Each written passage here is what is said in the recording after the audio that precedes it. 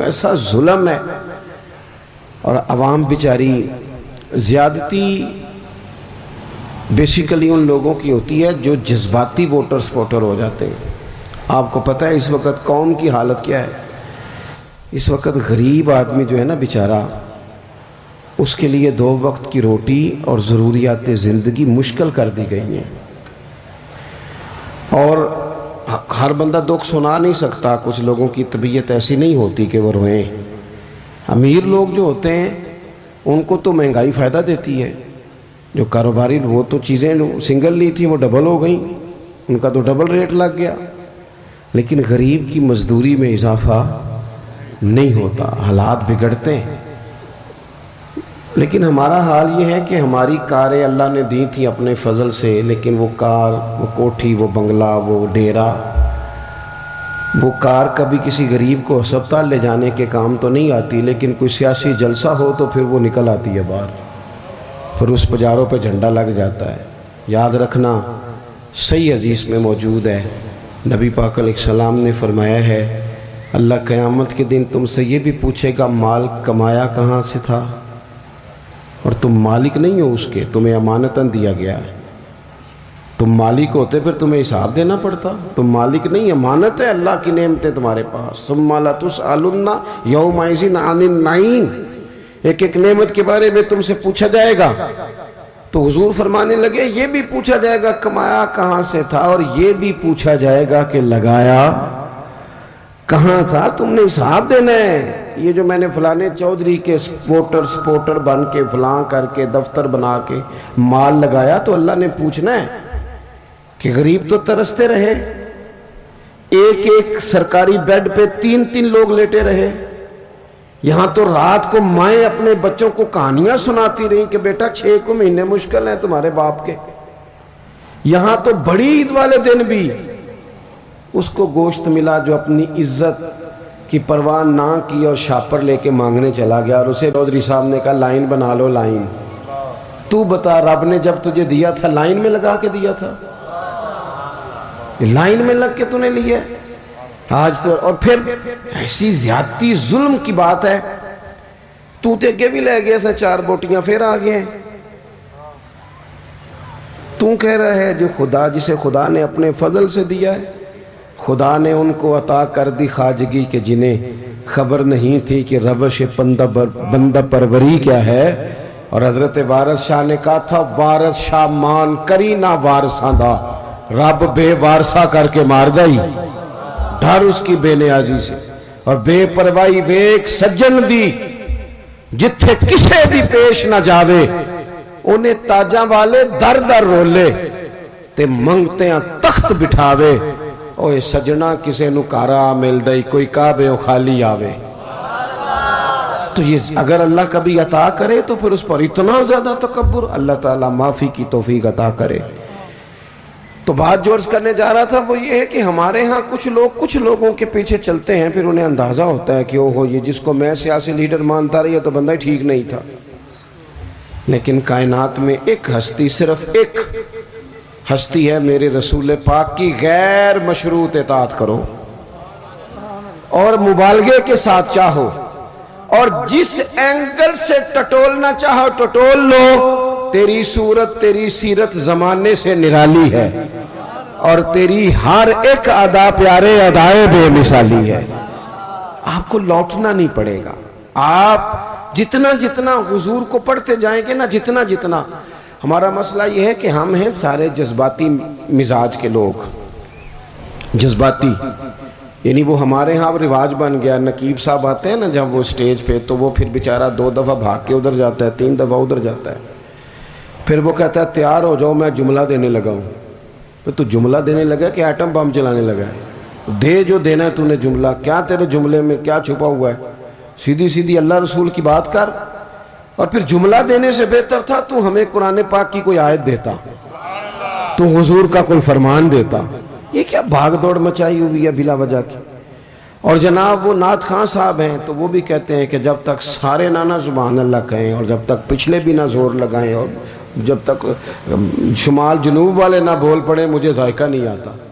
بھئی تو نے تو 40,000 لیا، یہ تو مفت آئے ہیں سارے. تو زور لگا جس نے مان لیا ہے، اللہ تعالیٰ سمجھ عطا کرے۔ تو ہمارے ہاں یہ ہے جذباتی چیزیں۔ کاش ہمارا مزاج ہوتا کہ ہم ہر آنے والے سے کہتے ایک باب حضور کی سیرت کا بیان کرو، کوئی ایک پہلو پر ہمیں بتاؤ پورے میلاد شریف کے مہینے میں کہ ہمارے محبوب کا طریقہ کیا ہے۔ ہماری طبیعت ہوتی کہ ہر جمعے میں اگر ہم شوق پیدا کر لیں نا جمعے میں وقت پہ جائیں، تو میری طرح کا نکمہ مولوی بھی ہو تو وہ تیاری کرنے لگ جائے گا، لیکن ہم جاتے ہی نہیں۔ ہم تو آخری 10 منٹ میں جائیں گے تو وہ بھی 10 منٹ کی تیاری کرے گا، پہلے دیواروں کو سنانا ہے اس نے۔ جب تک ہم حضور کی مکمل سیرت کو نہیں پڑھتے، سیرت عالیہ کا پورا مطالعہ نہیں کرتے، جئیں گے تو صحیح پر جینے میں مزہ نہیں آئے گا۔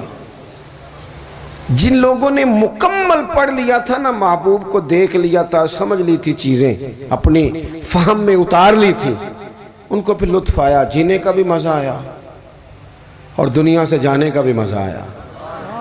وہ لوگ جب دنیا سے جاتے تھے نا، صحابہ اور اہل بیت، تو وہ رو رو کے نہیں جاتے تھے، ان کے مزاجوں میں، لفظوں میں، جملوں میں کوئی مایوسی نہیں نظر آتی تھی۔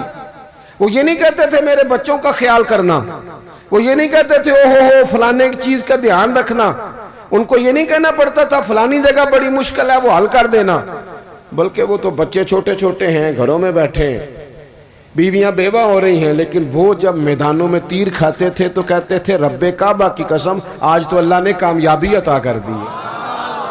وہ تو کہتے تھے کامیاب ہو کے جا رہے ہیں، کامیاب۔ حضور کی سیرت مبارکہ پر غور کیا جائے، اپنی زندگی کو سنت اور شریعت کے سانچے میں ڈھالا جائے، اور سنت اور شریعت ظاہری اولیاء کا نام نہیں، فقط اولیاء بنا لینا دین نہیں، فقط۔ آپ کی توجہ ہے میری بات پر؟ اور بعض لوگ میری طرح پگڑی داڑھی والے ہو جاتے ہیں تو وہ سمجھتے ہیں میں نے کل دین اختیار کر لیا ہے۔ اس سے بھی ہمیں بچنا ہے۔ نبی پاک علیہ السلام کا جو سب سے پہلا تعارف ہے نا، وہ تو صادق اور امین ہونے کا ہے۔ تو دیکھا تو یہ جائے گا تو سچ کتنا بولتا ہے۔ تیری سنت اور شریعت اور حضور کے دین پر چلنے کا آغاز تو یہاں سے ہوگا کہ تو دیانتدار کتنا ہے۔ تیرے ساتھ اگر کوئی مالی لین دین کرتا ہے تو تیرے اندر صفائی کتنی ہے۔ بات یہاں سے، میرے پیر بھائی آئے ہوئے تھے تھوڑے دن پہلے کافی سارے، تو میں ان کو کہہ رہا تھا کہ یاد رکھنا، اگر تمہارا لوگوں سے لین دین ٹھیک ہوگا نا، بیوی کو ڈانٹو گے نہیں، گالی نہیں دو گے، تو خود بخود سمجھ آ جائے گی کہ پیر صاحب تربیت ٹھیک کر رہے ہیں۔ اور اگر میری کرامت ہی سناؤ گے نا گھر جا کے، اور کوئی پابندی نہیں، کوئی اخلاق کا پتہ نہیں، تو پھر وہ صاف صاف کہے گی اے دسے تینوں تیرے پیرا نے۔ یہ سبق دیتے ہیں استاد جی۔ پھر نری کرامتیں سنانے سے تھوڑے کوئی مطمئن ہوتا ہے۔ عزیز، صرف ظاہری حلیہ نہیں، سب سے زیادہ ضروری ہے زبان کی سچائی، مال میں صداقت، صفائی۔ آپ لین دین کے پورے، ہمارے ہاں لوگ کہتے ہیں فلانے چودھری صاحب نے بیٹی کو حصہ نہیں دیا، تو میں کہتا ہوں جس کی 5 مربع زمین ہے اس کی بیٹی کا بھی حصہ بنتا ہے، اور جس کا 5 مرلے کا گھر ہے نا، پوچھ لینا مفتی صاحب سے، حصہ تو اس کا بھی بنتا تھا، تو اس نے کیوں نہیں دیا؟ صرف یہ آپ نے بڑے آدمی پر ہی الزام دینا تھا، گفتگو ہی کرنی تھی۔ جب تک آپ اپنے معاملات میں پوری صفائی نہیں رکھتے، جب تک آپ دیانت کا مظاہرہ نہیں کرتے۔ آج کل ہماری دیانتداری اس طرح کی ہے، ہمارے ایک دوست بتانے لگے کہ ایک آدمی گزر رہا تھا تو اسے جوتے کا ایک پیر مل گیا، جوتا بڑا مہنگا تھا، نیا تھا، ڈبے سے کسی کا گرا تھا، ایک پیر ملا۔ اس نے ڈھونڈنا شروع کر دیا، کس کا ہے جوتا، کس کا ہے، کس کا ہے، کس کا ہے۔ وہ گلیوں میں آوازیں دیتا جا رہا ہے اور کسی کا جوتا گر گیا ہے۔ پھر تھوڑا سا آگے جا کے نا اسے دوسرا پیر بھی مل گیا، پھر اس نے مالک ڈھونڈنا بند کر دیا۔ اس نے کہا ٹھیک ہے اب ضرورت نہیں۔ جب تک وہ ایک تھا نا، دیانتداری عجیب ہے نا، یعنی کسی کو کہیں نا یہ مرغا بیمار تھا تو ذبح نہیں ہوا تو مر گیا ہے، تو وہ کھائے گا تو اسے الٹی آئے گی، کہے گا یہ حرام ہے۔ صحیح کہہ رہا ہوں؟ میری بات ٹھیک ہے؟ وہ مرغا جو 500 کا ہے وہ حرام موت مرا، ذبح نہیں ہوا، تو وہ کسی کو کھلائیں تو الٹی آتی ہے۔ بھئی اس پہ الٹی آتی ہے تو 50,000 حرام کا ہو تو اس پہ الٹی کیوں نہیں آتی؟ 50 کروڑ حرام کا تو اس پہ الٹی کیوں نہیں آتی؟ یہ کیا بات ہوئی کہ اگر تھوڑی چیز ہے تو معاملہ اور ہے، بڑی ہو جائے تو؟ میرے بھائی بہت زیادہ آزمائش ہے ہمارے گھروں میں، بے چینیاں ہیں، اضطراب ہے، بچوں میں سختی ہے، بہن بھائی ایک دوسرے کے ساتھ لڑتے ہیں، مزاجوں میں تلخی آ گئی۔ کیوں بھلا؟ اس لیے کہ ماں باپ کو جو بہترین کردار اور جو حسین طریقہ گھر میں اپنانا چاہیے تھا، بچے تقریر باہر سے سنتے ہیں لیکن وہ فالو اپنے ماں باپ کو کرتے ہیں۔ اگر ماں باپ میں حوصلہ ہو، صبر ہو، اطمینان ہو، خودداری ہو، تھوڑے پر گزارا کرنے کا مزاج ہو، دیکھیں نا آج ڈپریشن ہے، ٹینشن ہے، پینکس اٹیکس ہیں، بڑی ساری چیزیں آ گئی ہیں۔ کیوں بھلا؟ صبر نہیں، تحمل نہیں، بردباری نہیں۔ آزمائے ایک دن ایک بچہ میرے پاس آ گیا مدرسے کا، اور آ کے وہ رونے لگا۔ میرے گھر والے کہنے لگے کھانا چھوڑ دیں، پہلے اس کی بات سن لے۔ میں نے کہا پتر کیا ہوا؟ کسی نے مارا ہے کسی استاد نے؟ کہنے لگے نہیں حضرت، گھر فون کیا تھا تو میری اماں اور ابا کی لڑائی ہو رہی ہے۔ بچہ کانپ رہا ہے، ٹانگیں کانپ رہی ہیں۔ میں نے کہا کیا ہو کیا گیا تمہیں پتر؟ لڑائی ہو رہی ہے تو گھروں میں ہو ہی جاتی ہے۔ کہنے لگے نہیں آپ کو پتہ نہیں، وہ بڑا سخت لڑتے ہیں۔ میرے والد جب میری والدہ کو مارنے کے لیے آگے بڑھتے ہیں تو ہم سارے چار پنجوں کے نیچے چھپ جاتے ہیں، ہمیں خوف آتا ہے، وہ منظر خطرناک ہوتا ہے۔ یہ کون تکلیف دے رہا ہے اپنے بچوں کو؟ یہاں بیٹھے ہمارے ہاں میلوں دور رہتے تھے اس کے گھر والے، تو وہ تکلیف میں تھا، تو گھر میں کیا کیفیت ہوگی؟ اگر حوصلہ ہو، صبر ہو، قناعت ہو، اللہ کے دیے ہوئے تھوڑے رزق پر ہمیں راضی رہنا آتا ہو، ہمارے گھروں میں سکون آئے، اطمینان آئے، ہم جو زندگی بڑی خوشی خوشی گزار سکتے ہیں۔ ہمارے مزاجوں کا لالچ، ہماری طبیعتوں کی بے راہ روی، ہماری جھوٹی انا کا بت، ان ساری چیزوں کو ختم کر دیتا ہے۔ اپنی زندگی کے اندر اگر ہم وہ کردار اپنے بچوں کو دیں، جس کردار میں موبائل بھی ہو، جس میں گاڑی بھی ہو، جس میں پیسے بھی لا کے ابا دراز میں رکھتا ہو، لیکن والد کا گھر میں مصلی بھی موجود ہو، اس کی کوئی تسبیح بھی ہو، وہ یہ بھی کہتا ہو کہ خدا نے اپنے فضل سے آج 5,000 دیا ہے تو اس میں 1,000 غریبوں کا بھی ہے، اس میں تھوڑا سا میں نے اللہ کی رضا کے لیے بھی رکھا ہے۔ اگر کوئی مشکل آ جائے تو وہ باپ اور ماں کو صبر کرتا ہوا دیکھتے ہوں، اگر ایک باپ کر بات کرے تو دوسرا برداشت کرتا ہو۔ خدا را اپنی اولادوں کو اس اذیت کا شکار نہ کرو۔ اپنے گھروں کے اندر وہ خودداری، وہ پیار، وہ وقار، وہ محبت، وہ انداز۔ آپ تھکے ہوئے ہیں کوئی شک نہیں، آپ بہت سارے مسائل کا باہر شکار ہوں گے کوئی شک نہیں، لیکن آپ باہر سے تھک کے آئے ہیں، اور اگر آپ باہر اپنی فیکٹری کے مالک ہیں اور دفتر کے بڑے ہیں تو گھر میں بھی تو آپ بڑے ہیں نا، آپ کی ماں بھی تو انتظار کر رہی ہے، اس نے بھی تو دکھڑا سنانا ہے نا آپ کو۔ آپ یہ دیکھیے کہ آپ کے بچے بھی تو انتظار کر رہے ہیں، وہ چاہتے ہیں کہ ابا آ کے بیٹھیں تو ہم ان کے سینے پہ چڑھ کے تھوڑا کھیلیں۔ آپ کی اہلیہ منتظر ہیں، کچھ باتیں بیوی کسی اور سے نہیں کہہ سکتی، صرف اپنے شوہر سے کہتی ہے، لیکن وہ تو آتے ہی جلال میں آ گئے صاحب، وہ کہنے لگے تو بڑی نالائق ہے، میں تھکا ماندہ آیا ہوں اور تو نے مجھے کہانی سنا دی ہے۔ وہ اس خاتون سے شدت کے ساتھ پیش آنے لگے۔ میرے رسول پاک کی حیات نور کو دیکھو، حضرت ام ایمن حضور کی رضائی والدہ ہیں، ان کی بھی خدمت ہو رہی ہے، حضرت حلیمہ سعدی آ رہی ہیں تو خدمت ہو رہی ہے، حضرت عباس حضور کے چچا ہیں تو کریم فرماتے ہیں میرے چچا ہیں باپ کی جگہ پہ، حضور دوست احباب صحابہ غلاموں سب کے ساتھ پیار کر رہے ہیں، 9 ازواج مطہرات ہیں گھر کے اندر، اور کیفیت یہ ہے کہ حضور صرف ان کی ضرورتوں کا ہی خیال نہیں کرتے، خواہشات کا ہی خیال نہیں کرتے، بلکہ میرے کریم کا طریقہ یہ ہے کہ کوئی بندہ آج بول کیا رہا ہے، وہ کہاں کھڑا ہے آج، اس کے جملے کس طرح کے ہیں، اس کا لہجہ کس طرح کا ہو گیا ہے اور اسے ٹھیک کیسے کرنا ہے، محبوب اس کا خیال فرماتے، توجہ کرتے۔ میں کہتا ہوں کہ ہم سب کو شوق آیا ہے آرام کرنے کا۔ میں صبح 11 بجے سے پہلے اپنے گھر سے نکل آیا تھا، اور یہ وقت آ گیا ہے اور رات کو خدا جانے کس وقت گھر پہنچنا ہے۔ کئی دفعہ کیفیت یہ ہوتی ہے کہ گاڑی سے اترتے ہیں تو پھر دل کرتا ہے کہ کوئی اٹھا کے چلائے نہ کبھی، اس کے باوجود بہت سارے لوگ ناراض رہتے ہیں کہ ہم سے مل کے نہیں گئے، فوٹو نہیں کھنچوا کے گئے، فلانی جگہ چائے نہیں پی کے گئے۔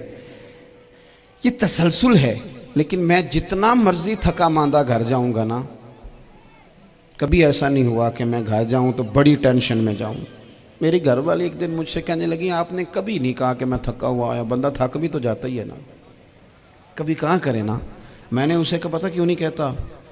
اس لیے نہیں کہتا کہ میں نہیں چاہتا کہ میرے بچے یہ کہیں کہ ہم نے دین نہیں پڑھنا، ہمارا باپ تو بڑی مشکل میں ہے۔ ہم اپنے کام کے بارے میں اپنے گھر میں شکوے کرتے ہیں۔ آپ کسی بچے سے پوچھ لیں کون سا کام کرنا ہے، کہنا جڑا ابا جی کر دے رہے ہیں وہ نہیں کرنا۔ کیوں؟ کہ ابا جی ہر روز تو کہتے ہیں میں بڑا الجھ گیا ہوں، یہ کام بڑا مشکل ہے۔ میں چاہتا ہوں کہ میں اپنے بچوں کو یہ بتاؤں کہ پتر میں تو جدھر جاتا ہوں پھول ہی پھول ہیں، میں تو جدھر سے گزرتا ہوں محبت ہی محبت ہے، میں تو جدھر سے دیکھتا ہوں دعائیں ہی ملتی ہیں، تاکہ ان کا شوق پیدا ہو۔ میرے عزیز، آپ تھوڑا سا دل بڑا کریں۔ اگر آپ ایک کی وجہ سے پورا گھر سکون میں آ جاتا ہے تو آپ دل بڑا کیوں نہیں کرتے؟ جگہ ڈھونڈتے ہیں بس مجھے کوئی تنگ نہ کرے، کوئی میری باپ ماں بدولت کو کوئی پریشان نہ کرے۔ بخاری شریف سنیے، حضرت عائشہ صدیقہ رضی اللہ تعالیٰ عنہ بیٹھی ہیں، حضور فرمانے لگے عائشہ آج ایک بات نہ بتاؤں تمہیں؟ یا رسول اللہ بتائیے۔ حضور فرمانے لگے جب تم مجھ سے ناراض ہوتی ہو تب بھی مجھے پتہ چل جاتا ہے، اور جب راضی ہوتی ہو پھر بھی پتہ چل جاتا ہے۔ تو حضرت سید عائشہ صدیقہ بات سن کے بڑی خوش ہوئیں، یا رسول اللہ وہ کیسے؟ حضور فرمانے لگے کبھی کبھی تم قسم اٹھاتی ہو۔ یا رسول اللہ ہاں۔ فرمایا جب ہوتی ہو نا راضی خوش تو پھر کہتی ہو مجھے رب محمد کی قسم صلی اللہ علیہ وسلم، پھر تم میرے نام کے ساتھ رب کریم کا نام ملا کے قسم اٹھاتی ہو، رب محمد کی قسم۔ یا رسول اللہ بالکل ایسے ہی ہے۔ اور فرمایا جب تمہارے دل میں کوئی بات ہوتی ہے نا تو پھر تم کہتی ہو مجھے رب ابراہیم علیہ السلام کی قسم، پھر تم رب محمد نہیں کہتی۔ یہ بخاری مسلم میں موجود ہے۔ حضرت عائشہ صدیقہ نے تو بات سنی تو کھل گئی طبیعت، کہنے لگی کریم صدقے جاؤں، یہاں تک خیال فرماتے ہو؟ کس کے جملے کہاں پہنچ گئے، یہاں تک خیال ہے؟ فرمایا مجھے پتہ چل جاتا ہے کہ تمہاری کیفیت کیا ہے، کہاں کھڑی ہو۔ او بھئی ہم تو اپنی ماں کا بھی خیال نہیں رکھتے، ہمارا باپ کہاں بیچارہ کھڑا ہے، وہ تو انتظار میں تھا کہ کوئی 10 منٹ میرے پاس بیٹھے گا، توجہ ہی نہیں، جذبات کا خیال ہی نہیں۔ حضرت عائشہ صدیقہ بات سن کے عرض کرنے لگے یا رسول اللہ مجھے رب محمد کی قسم ہو، میں صرف نام چھوڑتی ہوں، میرے دل میں ہر وقت مدینے والے محبوب ہی رہتے ہیں، نام ہی چھوڑتی ہوں صرف۔ او میرے دوست تھوڑا سا جا، اور دوسرا عرض کروں گا، دولت اگر بہت عالی چیز ہوتی نا، بہت قیمتی، تو سب سے زیادہ سید عائشہ کے گھر میں ہوتی۔ اگر پیسوں سے ہی سوکھ آتا تو پیسے سب سے زیادہ حضرت فاطمہ الزہرا کے کاشانہ نور میں ہوتے۔ او میرے بھائیوں، سونا وقت محبتوں سے گزارا جا سکتا ہے۔ او بھائی، میں نے تو اپنے گھر میں یہ دیکھا کہ میرے والد صاحب گرمی آتی تو فرماتے او لو بھائی تانوں پرواہ نہیں، میں تواڈے پڑھولے چ دانے پا دیتے نے تے تواڈی ماں نے مرتبہ نے چار پا دیتا ہے، لو اب تمہیں کہیں جانے کی ضرورت نہیں پڑے گی۔ اس پہ بھی وقت بڑا اچھا گزرتا تھا، اس پہ بھی ٹائم بڑا اچھا، 6 کھانے کھا کے بچے نخرے کر رہے ہیں۔ میں نے اپنے والد صاحب سے ایک دن کہا، میں کہ ابا جی تانوں پسند کی ہے؟ فرمان لگے پتر جے تو لگی ہوئے بھوک پھر تے ہر شے، اور اگر بھوک نہ ہو تو پھر نخرے ہی نخرے ہیں، پھر کیا پسند ہونا ہے؟ طبیعت نہیں۔ اپنے گھروں میں اپنے دوستوں میں اطمینان پیدا کریں، اضطراب سے باہر آئیں۔ اور ایک بات اور عرض کرنی ہے، یاد رکھنا تقریر باہر چلتی ہے، گھر میں نہیں چلتی، گھر میں عمل چلتا ہے۔ گھر جا کے آپ لیکچر دینا نماز پڑھا کرو، نماز پڑھا کرو، نماز پڑھا کرو، نماز پڑھا کرو، تو کوئی نہیں پڑھتے گھر والے۔ آپ گھر میں نماز خود شروع کر دیں۔ نبی پاک صلی اللہ علیہ وسلم نے فرمایا گھروں کو قبرستان نہ بناؤ، کچھ نفلی نمازیں گھر میں بھی پڑھا کرو۔ اللہ کے پیارے رسول صلی اللہ علیہ وسلم کا گھر مسجد نبوی کے بالکل ساتھ ہے، دروازہ حضور کے گھر کا مسجد میں کھلتا تھا، لیکن نبی کریم صلی اللہ علیہ وسلم کیا کرتے تھے؟ حضرت عائشہ صدیقہ فرماتی ہیں تہجد کی نماز گھر میں پڑھا کرتے تھے، گھر میں حضور تہجد کی نماز پڑھتے، اگرچہ گھر میں دشواری تھی، کچھ عبادات کچھ نمازیں گھر کے اندر بھی انسان پڑھے، توجہ کرے۔ ویسے تو ہم ایک اذان سن چکے ہیں لیکن یہ کوئی زیادہ ہی قریب ہے، اسے بھی سن ہی لیا جائے۔ اچھا جی سن لیں جی، اذان سن لیں۔ ویسے ایک ہی اذان سننا ضروری ہوتا ہے جب زیادہ ہو رہی ہوں، میں بھی بس بات سمیٹنے ہی لگا تھا، اذان کو مکمل ہو لینے دی۔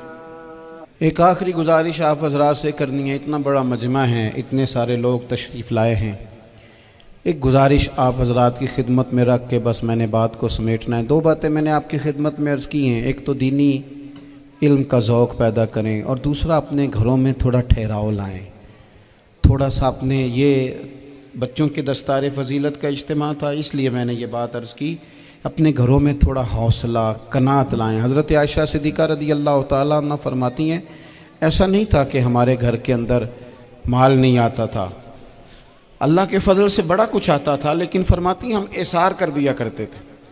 حضور کا مزاج اثار کر دینے کا ہے۔ یاد رکھنا، شمع سے اگر کئی شمع جل جائیں تو اس کی روشنی میں کبھی کمی نہیں آتی، ہزاروں دیے بھی جل جائیں تو یہ دیے ماند نہیں پڑتے۔ مہنگائی بڑی زور کی ہو گئی، غریب آدمی کی آزمائش بڑھ گئی، ہمیشہ مہنگائی سے غریب لوگ متاثر ہوتے ہیں۔ امیروں کی تو چیزیں مہنگی ہو جاتی ہیں، وہ تو سنگل انہوں نے جمع کی ہوتی ہیں، مہنگی ہوتی ہیں تو ڈبل میں بیچتے ہیں، غریب پستا ہے۔ لیکن دکھ کی بات یہ ہے کہ ہم ایک دوسرے کا ساتھ نہیں دیتے، مقروض ذہنی اذیت کا شکار ہے۔ 3 دن ہے نا عید کے، تو ایک جوڑے سے بھی گزارے جا سکتے ہیں، ایک سے بھی۔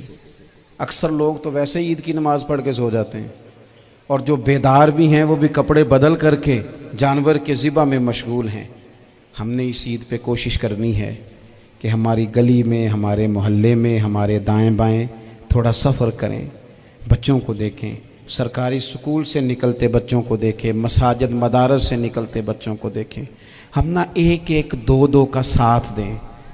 یہ جتنی سیاسی جماعتیں کام کر رہی ہیں، جن کی حکومت تھی، جن کی ہے، پتہ نہیں کل کس کی آئے گی، میں تو ذاتی طور پر ان سے پورا مایوس ہوں۔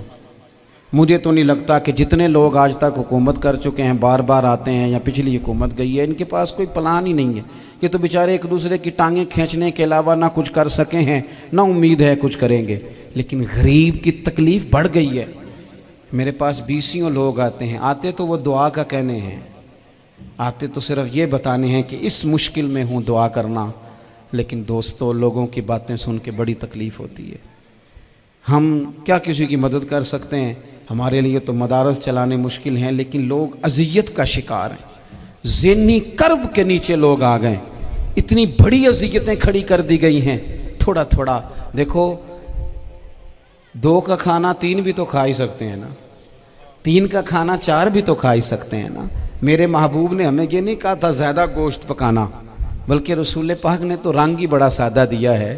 کریم نے فرمایا عائشہ شوربہ ذرا زیادہ کر لو، پڑوسیوں کو بھی سالن دے دیں گے، تھوڑا شوربہ زیادہ کر لو، اسی کو بڑھا لو، تھوڑا شوربہ بڑھا لیں، تھوڑا تھوڑا ایک دوسرے کی مدد کریں، دست شفقت رکھیں۔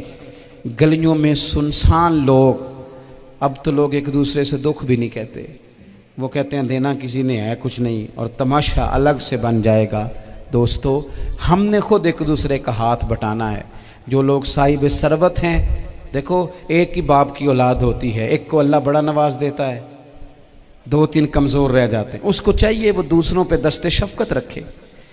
ایک گلی میں سارے لوگ ایک ہی قبیلے کے، ایک ہی علاقے کے، ایک آگے نکل گیا ہے، اسے چاہیے وہ دوسروں کا خیال کرے۔ عزیز بھائیوں، ہم نے اس کمر توڑ مہنگائی کے دور میں نے جمعے میں امیر لوگوں سے کہا تھا کہ قربانیاں کرنی تو ہے ہی، تو تم تو سارا سال گوشت کھاتے ہو۔ کیا آپ کو بتاؤں کہ ہم اس وطن میں رہتے ہیں جہاں فریج اور فریزر بڑی سے پہلے زیادہ بکتے ہیں۔ فریج نہیں لے آؤ، بڑی لے آؤ، چونکہ گوشت سیو کرنا ہے، سارا سال بھی تو ملتا ہے نا امیروں۔ میں نے تو کہا تھا اس گاؤں میں لے جاؤ جہاں قربانی کوئی نہیں کر رہا، ذبح ہی وہاں جا کے کر لو، تھوڑی سی گنجائش بنائیں اپنے دلوں میں۔ یہ ضروری نہیں کہ سامنے والا آپ کا شکریہ بھی ادا کرے۔ حضرت عائشہ صدیقہ رضی اللہ تعالیٰ عنہ، اماں جی ایک کنیز رکھی ہوئی تھی، حضرت عثمان غنی نے دی تھی کہ آپ کی خدمت کریں گی، تو وہ کنیز کہتی ہے کہ اماں جی تو میری بھی روٹیاں پکا دیتی تھی، وہ تو میرے لیے بھی کھانے کا اہتمام کر دیتی تھی، لیکن کوئی دروازے پہ اگر مانگنے آتا تو حضرت عائشہ صدیقہ مجھے کہتی اسے خیرات دے آؤ، تو میں کہتی اماں جی یہ کام تو لوگ دوڑ کے کرتے ہیں اور آپ یہ مجھے کہہ رہی ہیں میں کر دوں؟ تو حضرت عائشہ فرماتی جب کوئی بندہ کسی کو دیتا ہے تو وہ شکریہ ادا کرتا ہے، میں چاہتی ہوں وہ شکریہ بھی تیرا ہی ادا کر جائے، میں نے جو اجر لینا ہے وہ رب کی بارگاہ سے لینا ہے۔ تو میرے بھائی اپنی زندگی میں تھوڑا سا تو دل بڑا کریں، تھوڑی تھوڑی گنجائش پیدا کریں، اور یہ ضروری نہیں کہ اس بندے کا آپ سے بڑا اچھا سلوک ہی ہو، نہ بھی ہو اس غریب کا سلوک اچھا، تو بعض اوقات بندہ غریبی میں تلخ بھی تو ہو ہی جاتا ہے نا، بعض اوقات انسان پہ غربت زیادہ آ جائے تو اس کی طبیعت بھی تو، بیمار آدمی سخت بھی تو ہو جاتا ہے۔ تو میری آپ سے یہ گزارش ہے کہ یہ جو دن چل رہے ہیں وہ ہمارے ہاں ہمارے حکمران کہتے ہیں مزید سخت فیصلے کرنے پڑیں گے، وہ میں نے کہا تمہارے لیے تو آسان ہے، اس لیے کہ تم تو جس دفتر میں بیٹھ کے فیصلہ کرتے ہو اس کی تو بتی کوئی نہیں جاتی، تمہیں کیا پتہ ہو، وہاں تو اے سی بھی 1 منٹ کے لیے بند نہیں ہوتا۔ یہ تو اس سے پوچھو باپ سے کہ جو عید سے پہلے اپنی بیوی سے مشورہ کر رہا ہے کہ عید آ گئی ہے، اگر بیٹی کے گھر کپڑے نہ بھیجے تو اس کی ساس باتیں کرے گی۔ یہ چھوٹی عید گزری تھی نا، تو ہمارے ہاں کچھ لوگ سمجھتے ہیں کہ سخاوت صرف رمضان میں ہی کرنی ہے، اور رمضان میں ثواب زیادہ ہے، ورنہ راشن ونڈن والے لوگ کو عیدوں بعد بھی بھوک لگ دیجئے، عید کے بعد بھی اسی طرح ہی غریب کے ساتھ پیٹ ہوتا ہے، لیکن توجہ نہیں۔ ایک تو ذوق علم پیدا کریں، ایک اپنے گھر میں اطمینان کا ماحول لائیں۔ تیسری گزارش یہ ہے کہ مہنگائی اور سختی کے اس دور میں اپنے مسلمان بھائیوں کا، عزیزوں کا، اہل محلہ کا ہاتھ بٹائیں، پیار کریں۔ اللہ کے حضور دعا ہے اللہ ہماری اس حاضری کو قبولیت کا شرف عطا کرے۔ آخر دعوانا ان الحمدللہ رب العالمین۔ اللہم صلی علی سیدنا و مولانا محمد معدن الجود والکرم وآلہ وبارک وسلم۔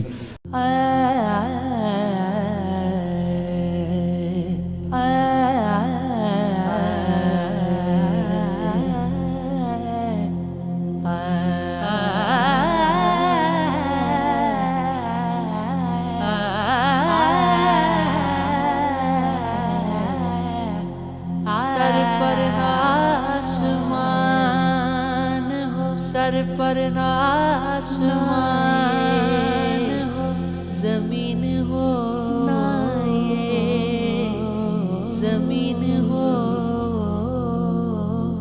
پھر نہ کہیں پہ ناز ہو، پھر نہ کہیں پہ ناز ہو، نہ نازنین ہو۔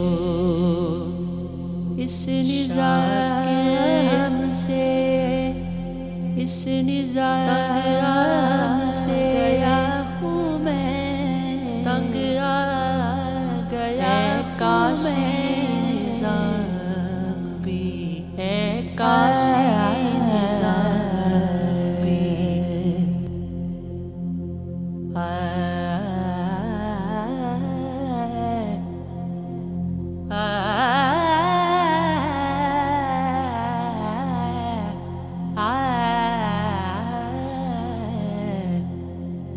سر پر نہ آسمان ہو،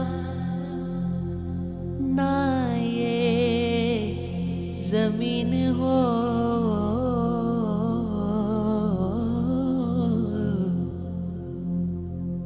پھر نہ کہیں پہ ناز ہو، نہ نازنین ہو۔ شاکر